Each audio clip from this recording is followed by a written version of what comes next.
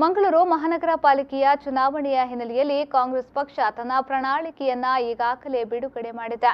ಹಿಂದೆ ಸಿದ್ದರಾಮಯ್ಯ ಸರ್ಕಾರ ಇದ್ದಾಗ ಕೂಡ ಬಿಡುಗಡೆ ಮಾಡಿದ ಪ್ರಣಾಳಿಕೆಯಂತೆ ಸರ್ಕಾರ ನಡೆದಿದ್ದು ನಿಮಗೆಲ್ಲ ತಿಳಿದಿರಬಹುದು. ಆದ್ದರಿಂದ ಈ ಬಾರಿ ಮಂಗಳೂರು ಮಹಾನಗರ ಪಾಲಿಕೆಯ ಚುನಾವಣೆಯಲ್ಲಿ ಕಾಂಗ್ರೆಸ್ ಬಹುಮತ ಪಡೆದು ಅಧಿಕಾರಕ್ಕೇರಿದಲ್ಲಿ ನುಡಿದಂತೆ ನಡೆಯುತ್ತದೆ ಎಂದು ಮಾಜಿ ಸಚಿವ ರಮಾನಾಥ್ ರೈ ಹೇಳಿದರು. ಅವರು ಸುರತ್ಕಲ್ನ ಕಾಂಗ್ರೆಸ್ ಕಚೇರಿಯಲ್ಲಿ ಸುದ್ದಿಗಾರರ ಜೊತೆ ಮಾತನಾಡಿದರು. ಈಗಿನ ಸರ್ಕಾರ ಮತ್ತು ಸ್ಥಳೀಯ ಜನಪ್ರತಿನಿಧಿ ಆಳ್ವಿಕೆಯಲ್ಲಿ ಅಭಿವೃದ್ಧಿ ಕುಂಠಿತಗೊಂಡಿದೆ. ಹಿಂದಿನ ಶಾಸಕ ಭಾವ ಮತ್ತು ಸರ್ಕಾರದ ಆಡಳಿತ ಅಭಿವೃದ್ಧಿಯಲ್ಲಿ ಮಾಡಿದ್ದ ಅಭಿವೃದ್ಧಿ ಕಾಮಗಾರಿಗಳನ್ನೇ ತಮ್ಮದೆಂದು ಹೇಳಿಕೊಂಡು ಓಡಾಡುತ್ತಿದ್ದಾರೆ. ಅವರು ಮಾಡಿದ ಕಾಮಗಾರಿಗಳನ್ನ ಇವರು ಉದ್ಘಾಟನೆ ಮಾಡುತ್ತಿದ್ದಾರೆಯೇ ಹೊರತು ಹೊಸ ಯೋಜನೆಗಳು ಜಾರಿಗೆ ಬರುತ್ತಿಲ್ಲ. ಜಿಲ್ಲೆಯಲ್ಲಿ 7 ಮಂದಿ ಹಾಗೂ ಉಡುಪಿಯಲ್ಲಿ 5 ಮಂದಿ ಶಾಸಕರು ಇದ್ರೂ ಓರ್ವರನ್ನ ಮಂತ್ರಿ ಮಾಡಲು ತಾಕತ್ತಿಲ್ಲದ ಇವರಿಂದ ಇನ್ನೇನು ತಾನೇ ಮಾಡಲು ಸಾಧ್ಯ ಎಂದು ರೈ ಪ್ರಶ್ನಿಸಿದ್ದಾರೆ. ಕಾಂಗ್ರೆಸ್ ಸರ್ಕಾರವಿದ್ದಾಗ ಓರ್ವರನ್ನ ನಗರಾಭಿವೃದ್ಧಿ ಸಚಿವರನ್ನಾಗಿ ಮಾಡಿದ್ದಲ್ಲದೆ 10 ಅಭಿವೃದ್ಧಿ ಕಾಮಗಾರಿಗಳನ್ನ ಮಾಡಿದ್ದೇವೆ ಎಂದು ರೈ ಹೇಳಿದ್ದಾರೆ.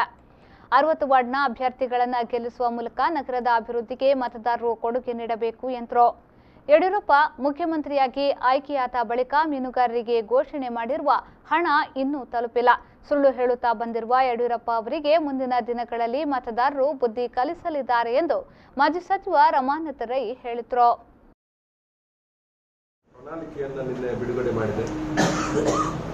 ನಾವು ಮಾಡಿರ್ತಕ್ಕ ಸಾಧನೆಗಳನ್ನು ಹೇಳಿದ್ದೇವೆ. ನಾನು ಅದನ್ನು ಮತ್ತೆ ಹೇಳಲಿಕ್ಕೆ ಹೋಗುವುದಿಲ್ಲ. ಭರವಸೆಗಳು ಕೆಲವೊಂದು ನಾವು ಪ್ರಣಾಳಿಕೆಯಲ್ಲಿ ಕೊಟ್ಟಿದ್ದೇವೆ.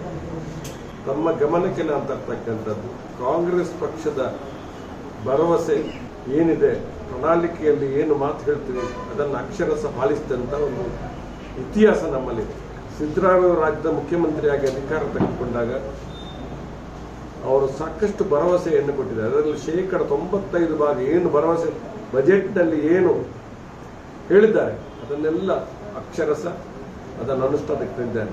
ಹೆಚ್ಚುವರಿ ಕೂಡ ಮಾಡಿದ್ದಾರೆ. ಈಗ ಇಂದಿರಾ ಕ್ಯಾಂಟೀನ್ ಇರ್ಬೋದು, ಬೇರೆ ಬೇರೆ ಅದರಲ್ಲೂ ಕೂಡ ಹೆಚ್ಚುವರಿಯಾಗಿ ಮಾಡಿದ್ದಾರೆ.